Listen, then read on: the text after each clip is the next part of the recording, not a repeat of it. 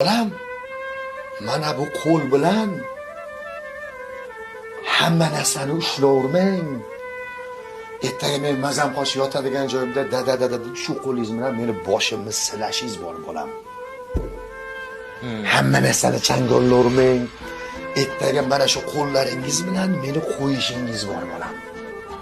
Bu qo'l yarog'. Tasavvur qil, ahlat, bilmay ahlatni ushlab oldik najosatni. Ushlab oldik deb yuvishga sharoit. Ushlab turadigan bittasi assalomu alaykum deb senga bittasi qo'l uzatsa, mahalla komitetining raisimi, yo hurmatli e'zozli bitta odam qo'l cho'zib qoldi senga. Berasanmi shu qo'lingni? Nimaga bermaysan? Nega? Chunki o'zing bilasan qo'ling noloyiqligini u qo'lni ushlashga. Amalda bir nimadan, martabadan emas. Hozirgi sharoitda qo'ling ahlat o'tiribdi, noloyiq u qo'lni ushlashga. Yuvasan, tozalaysan, loyiq bu holiga keladi, keyin qo'lni ushlaysan. Xuddi shu singari bolam meni boshimimda payti keladi yozganda dada sizlarga qo'l loyiq bo'lsin bolam. Hali bu qo'l bilan Rasulullohning qo'lini ushlash orzuyimiz bor. Yo'qmi bolalarim? Meni shunaqa orzuyim bor.